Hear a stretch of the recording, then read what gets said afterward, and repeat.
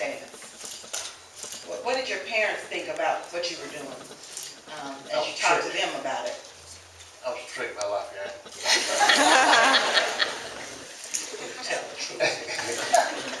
I think one of the things we did is the fact that we had been trained in Nashville, Tennessee, and already been in jail at least 8 times in Nashville, and we were trained with nonviolent instruction and so forth. Other things I think that you know, all of us had educational type backgrounds, which made the decision a lot easier for us to do. However, a lot of us didn't tell our parents that we was going on a freedom ride. Remember, and my mother saw me on the television. She couldn't believe it was me. But even my family had a lot of problems with that. Mother was terminated from her job. My father was called in several times at his job. My sister and brothers at school at that time, they were harassed for months and months when I was on a freedom ride.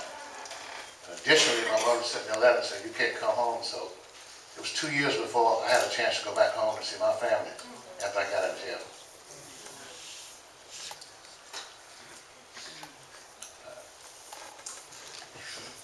Like to answer that question as well? Question was whether or not I was Afraid. afraid. And also, Well, where did you summon the courage? And also, well, it was actually a cat that did it. When I was a little boy, I was so scared of everything. Ghosts, cats, everything. I felt so bad. And it just made me feel so humiliated to be so scared. I know what it means to walk around being scared. And I didn't like it. So I came to develop a hate of being scared. So I made it a habit of walking through the graveyard at night, alone, to fight fear, until that cat jumped out the tree.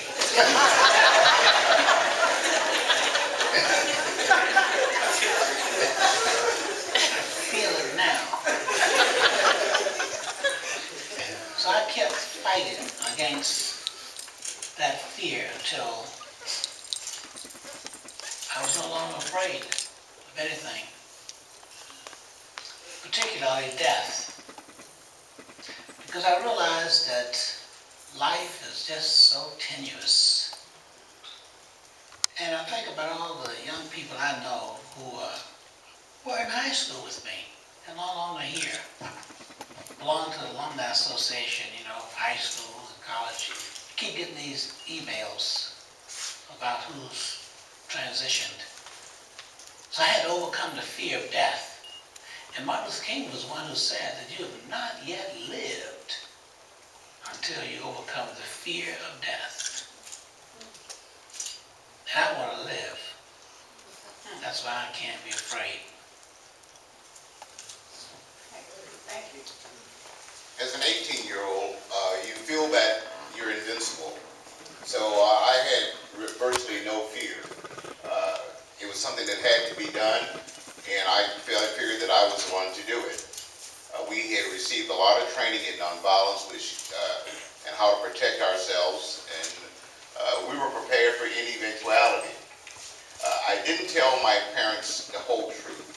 I told them that I was going to Washington for some additional training, and I'd be home in a few days. When we got home to Atlanta, we traveled down through the South. When we got to Atlanta, after we met with Dr. King's people and his staff, I went home and I spent the night, this was the day before Mother's Day, with my family, and I finally got permission to continue the ride. Little did we know that the next day was going to be a whole lot different than what we had experienced previously. Thank you. What at the time drove you to participate specifically in the Freedom Rides? Sorry, what was that? What at the time drove you to participate in the Freedom Rides? Let me, and I don't want to start philosophizing. Not like my dad here, he's a minister. When I look back at things that put all this together.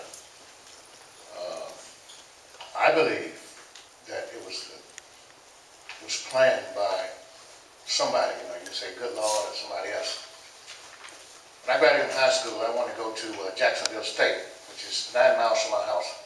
I had my own car.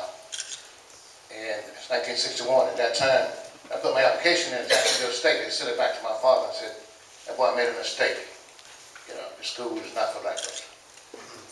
Then I went to Huntsville A&M and had a scholarship there and stayed there for a month. And didn't like it. And came back and sold my car and went to Nashville, Tennessee, just to work. So one day I was coming home from work and I got on the wrong bus. I went by this big old school with all these black folks. And I saw all that. There's more black folks in that school than in my hometown. My hometown only got 3 red lights and 2 stop signs.